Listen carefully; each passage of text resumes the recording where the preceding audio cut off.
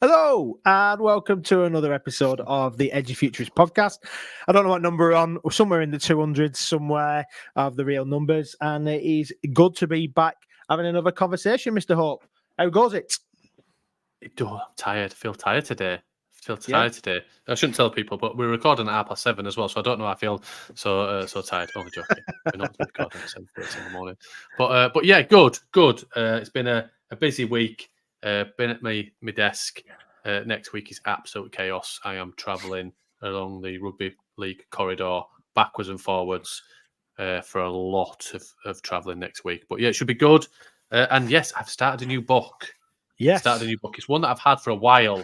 Serena Wiegman, What It Takes. The focus on leadership of the women's England football manager. So I'm excited to really start to unpick it. I finished the Kevin Sinfield book now, and moving on to the next one. I've been reading as a dad of two young children. I've been reading a couple of other bits about children behaviour and why my children are so feral. But you know, we try to unpick that, whether all children are feral or whether it's just mine. But yeah, it's trying the one that I'm really enjoying at the minute is Serena Wiegman. So yeah, how about you, Ben? Any new bits of learning? You're mega into podcasts. Yeah. I know as a podcast host we should think we are, but any good ones this week? Yeah, so I've just finished reading Ego is the Enemy by Ryan Holiday, which I talk about quite a lot. I love that Stoic philosophy stuff, so that's always been quite interesting. I've been listening to a few podcasts recently. Stephen Bartlett's most recent one probably isn't one for our podcast, talking about actually with a sex coach, which was quite interesting. That was an interesting listen. But most recently, the one that I have really enjoyed has been Will Storr having a conversation with Joe Rogan, and he talks about this idea of the status game, and it's a fantastic listen where he's talking about how people behave in certain societies and certain groups based on how we behave, and I think that's really powerful from an education perspective and from the stuff that we talk about, thinking around status. Like you think about the lad or the kid that's the cock of the school, and then you've got the Jack the lad, and then you've got the others in that space who might be the nerds or the D&D crew or the sports jocks or whatever else we want to call them. There's different status and that in that space. So yeah, it's that was a great listen, and there's a few other bits that have been on but yeah, it's been good. I do love that kind of learning. Then we've actually been sent a few books as well, haven't we, Steve, for upcoming guests around like AI and the future of education, and then one about primary AI and all other stuff, loads of other bits, not just about AI. There are other words that we can spell that talking about future education. So exciting. As always, mate.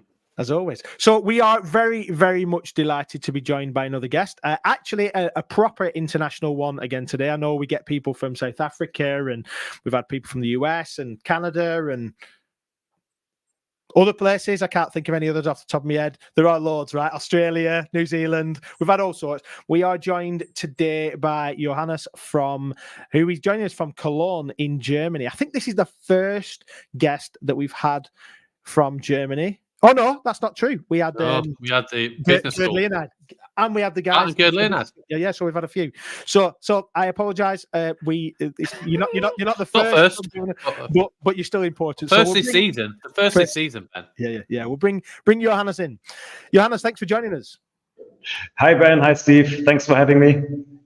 It's wonderful to have you, and I know that we have had a few back and forth conversations about how we can get you on and talk about what you do, who you are. So thank you for finding the time for us. I wonder if you could just give us and our guests a little bit of an introduction to Johannes and how you got to where you are. All right, sure. I got my first touch points with education when I studied cognitive science as my first degree, trying to understand really how the brain works, and a big part of this is how it learns, and these thinking processes really I think are super exciting. Then I got a bit more into computational things, trying to model the brain. And but I also always had this interest in teaching, and I did have some students at university that were also trying to cheat a little bit. And my well, back then girlfriend, now wife, is a teacher, and she had some very good students, but also some lazy ones. And then when I finished my degree at university, I wanted to do her a favor, and I thought I write a little tool to detect these people that just copy from web, mostly Wikipedia back then. And that became a big plagiarism tool that, until it was acquired a while ago by Return. And but still, my interest in like how people learn, that always remained very active. And of course, now, as you mentioned, like AI in education is everywhere, and that also came to me. And I think it can be a great tool and help us a lot in education, in tutoring for all of the kids around the world that want to learn. But then, as always, as with Wikipedia, there's also the danger that people would just take it too easy and be a bit lazy and not question the things they get from these tools. And that's actually where why I'm here today. I wanted to tell you about this problem and some solutions I have in mind. Love it. So, coming from a background of cognitive science and understanding how the brain works, if we can dig in there, and I think that might be a useful start. So, you obviously had an interest in how the brain works, and then that then obviously links into a lot of the stuff that we talk about, metacognition in education, and understanding how students learn and learning how they learn. So I wonder if you could maybe give us some insights that might be relevant from that world into education. I studied it. I'm not an expert, but from my understanding, there's really like it's super important to practice and to reflect on what you do, and that's what we always try to do in the schools. Right? So we take the pupils at the point where they are at, like the education level that they have already, what they know already, and let them give them a challenge that is like interesting, but it's not too hard for them. And then from there, they get learn the ways that they can think properly and structure their work, and then also memorize, build like a network of memories. And I think that that can work great, and is perfect if you can totally tailor it to the student. And I think that is often what teachers try to do, but it's also very hard, of course, if you have like a big class in front of you. Everybody is different, and then making sure that everybody gets something that exactly suits them, what they know, their skills, and so on. That is very hard, and I think in such cases we can do a lot with the latest AI developments that are coming in, and I think that's an area where where I think we can do a lot of work. And there can also be challenges, as always. Like this can be abused, I suppose would be the word, and people could rely on this too much and not develop their thinking processes anymore. And I think that might be a danger, that we become too lazy and to rely too much on these tools. It's an interesting thing. Technology in many guises over the years has always been that thing of, we could become lazy. This could stop us from doing this. The calculator, I remember calculator's been brought in when I was going through GCSEs. We got a GCSE calculator exam in maths, and they were saying, but you're not going to do it in both, because ultimately, you need to know all of these things, because you're not just always relying on a calculator. I can't remember, if I'm honest, the last time that I did any maths in terms of simple calculations without a calculator. It's on my phone. And then there was the internet that obviously really kicked off, and it was a case of, but if the internet exists and YouTube exists, then ultimately it's going to replace teachers, and kids are going to be lazy. If the internet exists, you'll just copy from it. And now it's exactly the same thing with AI but now AI exists, people will just copy from it. So is it a new problem that AI brings, or actually is it just the challenges of our understanding of it and how we can utilize it for good, rather than thinking about potentially the real negative connotations that could come from AI? We will tackle those, but what's your thoughts on those bits? Good point, Steve. No, that's very true. I would never say like let's totally forbid any use of AI. That would be hold us back, and of course, it's also just not going to work. And it's similar to the let's go with the calculator thing. I suppose very much in the UK, you also would first need to learn to do your math. I guess your two kids would first learn to do, in their head, think and make the calculations by themselves, so they do know how it would work. And that doesn't mean that then later on you would, once you understood that and the thinking processes are in place, then of course you would use tools, and that will allow you to reach much higher and achieve new things. But first, you should do that actually, and by hand, manually, so that you do know how it works. And I think this is similar to what we have in AI. It can be a very useful tool if you already know how writing and works, and how structuring texts work. So if you would never have learned this, then you would really lack this skill. And I think writing is very much also connected to these thought processes that run in the background. So if you never learn to write something on your own, like structure a text, how you to get across your thoughts, then this will really be a big skill that is missing from your brain.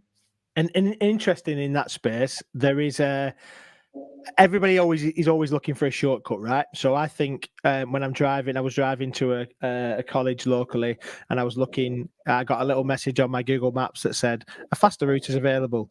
I've never ever seen that button and thought, nah, I'll go for the longer route. I always click shortcut. I always click faster, choose that route, accept route. I've never ever been somewhere and thought to myself, apart from when I was doing cross country. And interestingly, when I was doing cross country as a kid, I know that there was a shortcut, and I could have got away with it because nobody else. Well, there were two of us running together. I was fast at that point, and there weren't that as many people behind me, in front of me, or whatever else around. So at that point, we could have snuck through and made a shortcut, but we didn't. We carried on running in that freezing cold cross country race. But then again, what we're talking about here in an education space is that we don't want to deny the process that happens in learning, because often what we're trying to do is when we're trying to learn something, we're trying to get to the destination first, so that we know something, right, or that we can do something. And the learning isn't necessarily the end point. The learning is the bit that goes through to that point. And I think that's what you're talking about here, is that if you can write an essay about, I don't know, about Kantian philosophy, like some of my religious studies teachers would have done, religious studies students would have done. But ultimately, the output of writing that is not the same as having an understanding that the process that gets you to that point and being able to then justify and argue. So I think what we're trying to get to is that AI will help people get to the destination quicker. There's no doubt about it. It almost always will help people get to the destination quicker. And all the technology that we're using is helping people get to the destination quicker. But is that at the expense sometimes of the learning process? And I think that's something to consider. And I think that's what you're trying to talk about there, right? Exactly. Thanks for putting it in the right words. And I think that really is an issue, right? So if you use ChatGPT to write your email number 1000, that is more or less the same standard email, then of course that is totally fine. And I'm very sure you would also, if there was no ChatGPT, you would still know how to do it on your own. But the big worry is that if you never ever learned this, like to write an essay, and as you said, like this, the process is so much more than just writing those 5,000 words that you end up with. You would touch on different sources, you would think about them, you would rewrite your text, and change it a lot of times to get your argument or your point across. And I think this is super important for the learning process, for the thinking processes. Yeah, absolutely. So thinking around this then, and then obviously it ties into the work that you're doing now. One of the things that we talked about, and one of the things that we were looking forward to speaking to you about was this idea of how you create technology that can help in the space of using it for redefining those teaching and learning processes. Because what you are trying to do, and we will get into what you do as a business now, but one of the things is about redefining teaching and learning processes, right? So what talk to me about what that means and how you see technological innovations doing that redefinition piece.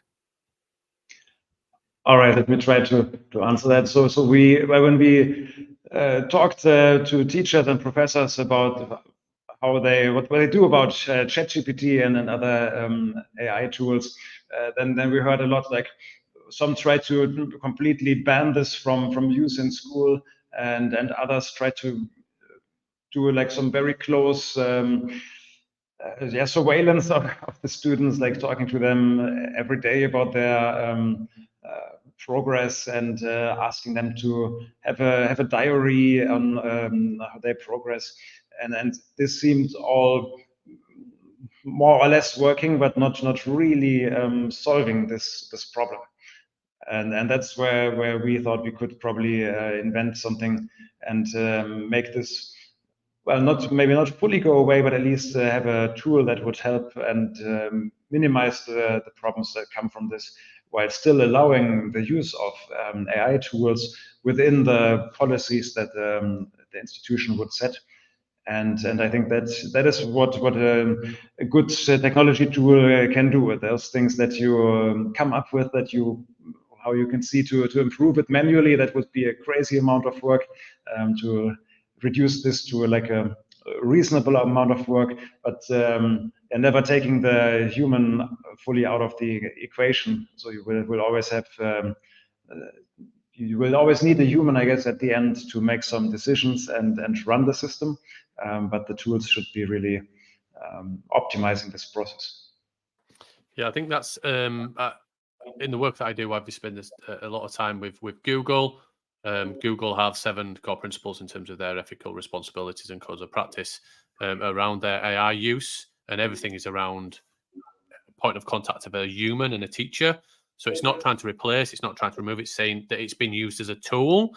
I think a lot of AI tools are saying what we will do is we'll completely, the worry is that they'll negate the fact that it's going to be students not creating their own work. So it's going to be computers or AI writing assignments, that teachers are then writing assignments. The feedback at the end of the year and the grade reporting is going to be not by a teacher, it's going to be by AI. And then it's like, where do humans play a part in this? What is the point? What is the long-term gain if ultimately it's just computers or AI talking to each other, marking each other's work and then writing a report at the end of it? It's like, well, what's the point in all of it? And that's kind of the dystopian fear, I think, of everybody. So it's great to hear that you're talking about that, that touch point and being used by people. How do you see that in terms of scalability and everything else? How does that, what you're talking about, scale across an organization? And what training mechanisms do we have to put in place for tools like that you're talking about, for educators and students to use them effectively? I think in a good tool using AI would take into account the experiences and the knowledge, the goals and the criteria of the teacher, but then be able to apply this to the individual student, thereby maximizing the impact of the teacher. And so that's what that teacher normally would be able to do, but like for time limitations, of course, only be able to do maybe for 3 or 5 out of the class of 30 or so. That to some degree, I think we can scale out. So we can try and put this knowledge and experience that the teacher would apply, ideally, if time permitting, to all of the students, to get this into AI form. And to some degree, it will never be 100%, but to some degree, give it to all of these students, like taking into account their individuality, where they stand. And then next step, ideally, collect some of that, the feedback or where the students are, and provide that in an aggregated form to the teacher as a feedback.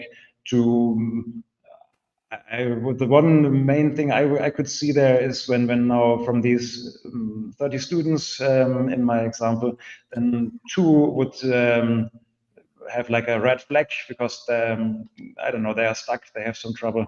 Then the teacher could really have time and attention directed towards those 2. Yeah, I think I love this idea about personalization, right? So let's go into that space, because I think that ties really nicely of both of us who in these podcasts we regularly get to talk about AI. We've been talking about AI since before most people talked about AI in an education setting, at least. Even pre-ChatGPT, right? So we love the fact that everybody thinks that ChatGPT was only AI was only invented in November 2022, and I do love the fact that we can we can. And on our to say we're talking about like how we can use the intelligences that can come from a computer way pre ChatGPT, and one of the big things that we always talked about was the desire for the one-size-fits-all curriculum that seems to be normalized in almost every education system in the world, where there is a Department for Education that tends to be of a certain demographic of people that dictate what needs to be learnt at what age group, and therefore what happens in that age group and in that year group. Here is the curriculum, the national curriculum, or a version of a national curriculum that every person in that class will learn at that age. Then they'll do an assessment that is predetermined for that age group that proves that they are on track for their age group, or they are behind, or they are in front, and they're making better than expected progress. And that is the perpetual thing of as soon as formal schooling starts at 4 years old in the UK, all the way through to it finishing at 18 at the end of A levels or the end of vocational qualifications there, and then they go into university, and that's when personalization really happens, okay? Because then you can choose what you're really doing, and there's no prescriptive course content in the same way, although there is still some there.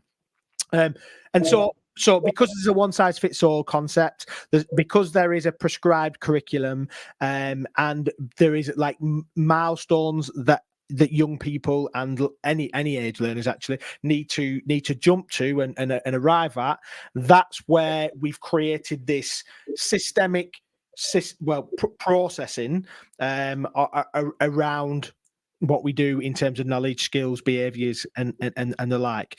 Now, what we're talking about realistically is that, and we know this, and every good teacher and every good education leader knows this, is that every child or young person in a classroom is not a tabula rasa. So tabula rasa as a philosophical concept, John Locke talked about actually that whether we are a blank slate or whether we come into any situation with preconceived ideas, and that is absolutely the case.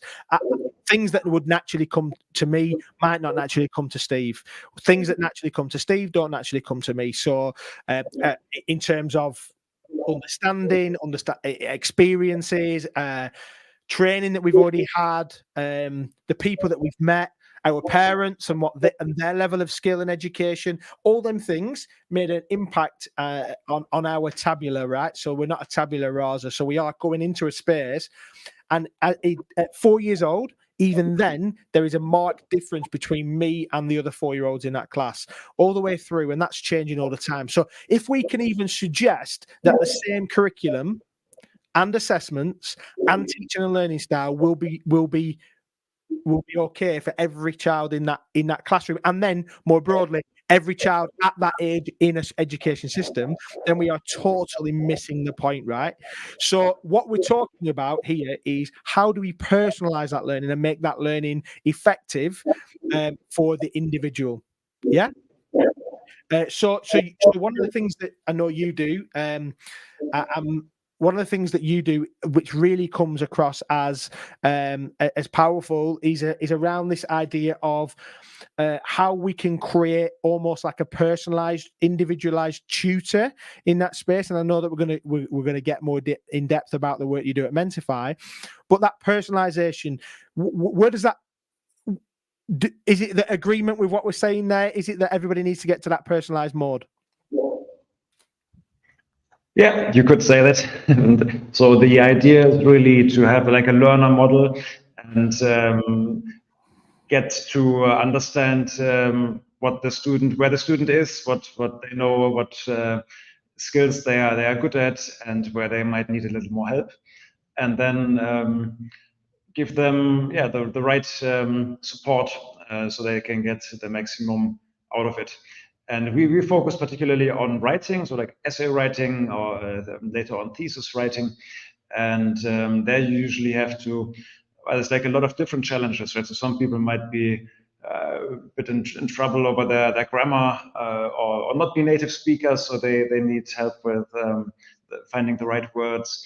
And others are more in trouble with how they research for their topic and structure their question.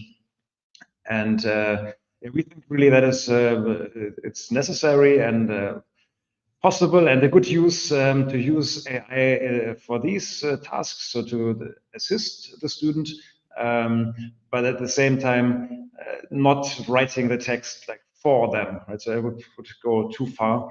And at least on the education level that we're talking about here, so going back to Steve's example with the calculator, so I suppose now when you are a journalist and you write your 1,000th article or so on the topic, then of course you can get some help there. But at the level we look at, we all the studies we heard about say that doing the writing like by hand, even if it takes some time, is important for the learning process. Yes, I make notes still on paper. Ben, I think you're a digital note taker. But apart from my scribbled notes, I just don't write at all. I don't write at all, and I haven't probably. Just trying to think. When I was at university, typing up and submitting, that was an interesting one. They also, when I was at university, journals and books. You had to go to journals. Books were okay. Websites, they could be changed on a regular basis and weren't a source of content. I think the world of education and universities has changed beyond that. So I understand obviously the structure of writing and the need for writing, but it's like going. My opinion is, and I saw this where it was like I think it was GCSE English last year, where it's like write a letter to so and so, and I was like, if I'm honest, I don't think my kids are going to be writing letters in the written form. Maybe I'm completely wrong there, but my opinion is I'm like, if I haven't in the last 10 years written a letter, is there a need for it? Is there a need for it? And that's going against. I'm going to jump in there before I ask you, Johannes. Sorry, I know you're the guest, but I'm going to come in there because I think I'm not like, I don't like that. Right, so I'm only saying this, Steve. I love you, mate. I only saying no. Just to clarify, but this is my opinion. I'm not saying that whether it's right or wrong. What I'm saying is, I haven't written apart from notes anything long form for a long period of time. So is it wrong that I haven't done it? No, No, I'm not saying you're wrong for doing it. I'm not saying you're wrong. What I'm saying is, and I agree, because I am a digital note taker. Actually, I'm a digital note taker, but I use my Apple Pencil to write my notes. But then I also have a pen and a paper, and I write with a pen. I write a diary, a journal, which is a handwritten journal. Interestingly, a friend of mine, Richard, who probably won't be listening, but might be if I tell him that I've talked about him in this. Richard is probably one of the best people that you'll ever meet when it comes to that kind of, and he writes cards to people on a regular basis. In fact, one of the more recent business ventures that we're working on really is about encouraging people to do the handwritten thing, because of you get something like a moon pig. I don't know if you have something like moon pig in Germany, Johannes, like moon pig or a funky pigeon. They are like where you can go online, choose a card design, type in what you want in it, and then they post it to people's houses. Like, it just feels a little bit impersonal, even though you can put photographs on it and this and that and the other. And I really think the power of the pen is important. And interestingly, there is some research about the cognitive science about how you remember, more likely to remember something if you handwrite it than if you type it. But you're right, Steve. To suggest that this is to write a letter, they might not even understand what writing a letter looks like, because they might have never received a handwritten letter.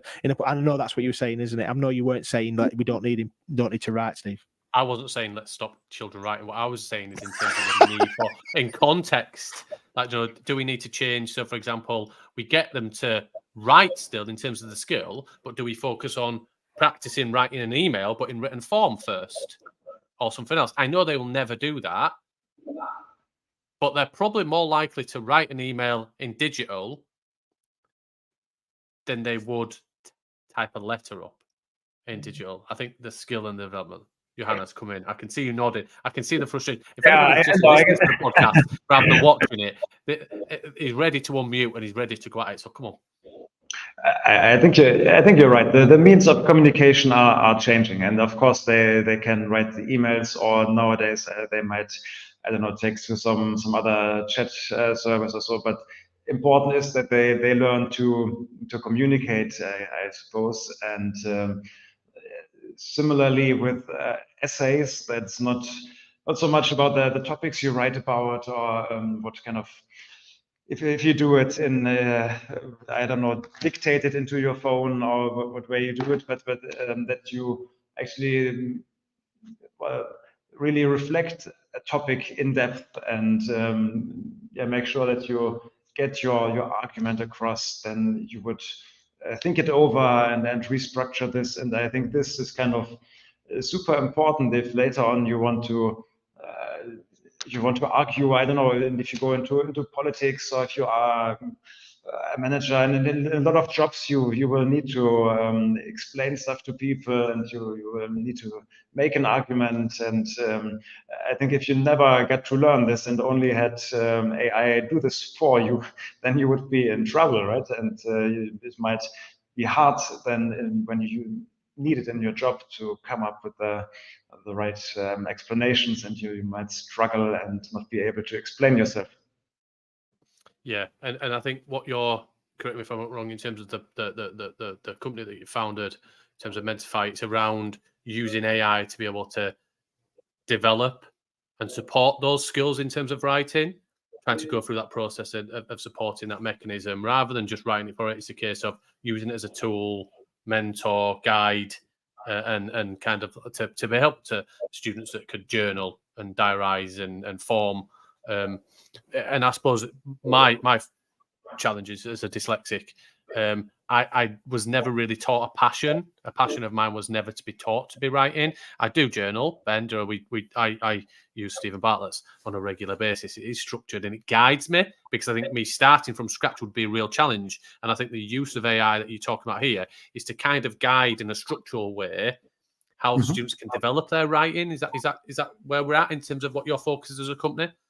Yeah, that sounds pretty accurate. So we did not. It's not rocket science. Basically, we talked to teachers and how they would actually, if they had the time, how they work with their students.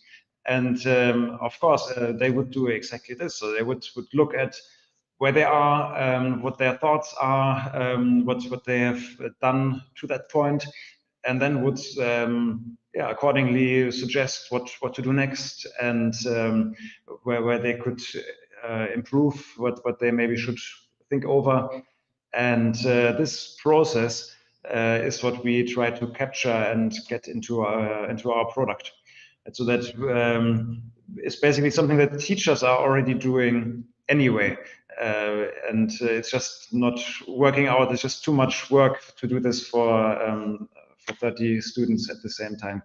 And I think we have already come pretty far on that way. And with that tool, similar to what the teacher does when they focus on the process of the writing, instead of only looking at the end product. And I suppose, at least for the cases when I had a really good teachers, or also later for my thesis supervisor, that was really was great learning experience when they gave me some feedback. And of course, they couldn't do this 24/7, but that was always very important. And if that in school is difficult, if you have so many students or so, but now when you have a supervisor for a thesis and they know you, then this can be very valuable input, and they know you, they know what you can do, where you have some shortcomings maybe, and would support you. And that's really what we try to achieve. And there are also some qualities that you can get out of like a software tool that actually would just not be possible for a teacher. So that's actually sometimes a nice added ingredient that you can actually, with technology, you can do some things which would not be possible otherwise. And then this can really make it even better. Yeah, and correct me if I'm wrong, in terms of your processes as a company, you're reaching out and you're requesting and asking for people to test and try out the tool and kind of iterate and give feedback on it. You're in that phase where this is not something of we have created something, and this is exactly what we wanted, and we don't want anybody else's input. This is our idea, and here you go. What I love is that co-creation element of this is what we've created, and as we iterate, we'd like your feedback to support us through that process. Can you walk through how you've kind of potentially tweaked the product based on teacher and people's input so far? Yes, very much so, and we're happy for testers, definitely. We had a closed beta phase starting October last year. 20 schools here in Germany, and they were writing like a what do you call it? It should prepare them for university, basically. So they are supposed to have over 2 months work on one topic and prepare like an essay, let's say.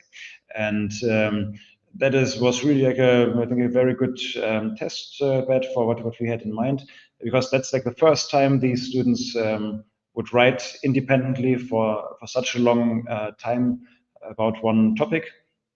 And that's also where the teachers gave us feedback that they really, that the students are, because it's a big challenge, it's the first time for them to write this kind of big paper. They would sometimes be people that are a bit too challenged, and then would resort to cheating or taking this shortcut. And that's why I think it was a really good test case for us. And what we came up with first is that we would provide like a diary where people would then like speaking into their mobile, or taking pictures when they are at the library or so. It would collect and document their work process. And that was the first starting point. We would use this data then as input together with the structure of this project that the students should follow, and that was individualized, personalized by the teachers to like fit the phases they would have, like going through a research phase first, then reviewing the literature, then starting to write, then reviewing their writing. And we would combine these data points to give them some suggestions on what they should work on next. So that part was working already nicely, but we got that feedback that students might sometimes resort to copy and paste problems, and so we added actually a part where we would be able to kind of watch the progress of the student. So as in Microsoft Word, you might know that there's like this autosave functionality that nowadays is standard. So every minute or so, you would get a snapshot of the current text. And actually, that is what we use as data. So we don't need to go on you don't need to install anything on the computers or so. It's just that we have access to this cloud storage, to these snapshots, and then we can follow the progress that the student makes in the text. And that was very useful then to detect like the writing patterns. So if people struggle, we can see this. If they get stuck and rewrite a sentence 10 times or so, we can give some hints on how to break this writer's block. But we do also detect if people would just copy and paste something. Right, so you imagine at minute 1 there's no text, and then 1 minute later there's 1 page of perfectly written text. Then this is clearly not typed in that time by the student. And but then we also had some students that came up with the idea, okay, now if they detect copy and paste, maybe then I should just put it maybe on another screen onto the side and then type it word by word. But that is actually also, we were very happy with those tests. Those patterns are very different. And so you can imagine then the text comes in straight, one word after the other, and maybe a typo here and there, but otherwise it's just far too perfect. So those students that actually really worked on the text and thought about it, they rewrote almost each and every sentence. So hardly any sentence was the same at the end compared to when it came into the document first. And that helps us a lot then to provide feedback in a pedagogical sense. Right? So we would always give that feedback first to the student. It's not our idea to have like a report at the end to the teacher and then they would punish the student or so. So we would tell the student, actually, we detected here, it looks like you have pasted a big chunk of text, and maybe you have forgotten here the citation, or is it just a note, or did you write it somewhere else? So we would always ask them to explain this, and then of course that's fine. But thereby, from the feedback we got, that really did help a lot for the students, and the teachers did not find much to complain about. Like there were no instances of copy and paste left. Love it. And I think what we're doing here is we're talking more broadly around how we develop a love of learning, because it's not just about banning this, like you've said already. It's not just about stopping this happening. We're talking about a love of learning, the process of learning, the personalization that comes from that, and ultimately giving a tool set or a toolkit to learners and to teachers to help with that with that stuff. So yeah, so we really appreciate your thoughts, Johannes, and we very much will be looking at what the work that you're doing with Mentafy, how it develops and how it turns into that personalized tutors. We always finish our podcast with 3 quick fire questions. They are generally just supposed to be quick fire questions, and we're going to throw them at people, and we always ask people to give their initial thoughts. So we haven't prepared you with these, we never do, so that it's intended to be where you're at. So I'll start with the first one, and then I'll get Steve to come up next. So future exams, So exams, future exams, do you think it is online, traditional, or scrapped? Online. Okay. Key skill for students in 2040. Writing. Writing. Okay. And education in 50 years. What is your vision for that? It's very individualized, and it's going to be great, available to everyone at the independent of where they come from. Love it. Now that is what we're talking about. Quickfire, Steve. That's We the have had quickest fire we've ever had. we have had loads of people on this. We do quickfire, and they go, "Well, I know it's supposed to be quickfire, but Johannes, you followed the rules, and we love that. So thank you so much for joining us on the Edufuturists podcast. And if people want to know a little bit more about Mentafy, where should they go? To mentafy.com, and we are very happy to have testers. Perfect. Thanks, Johannes, for joining us. Thank you, Ben and Steve.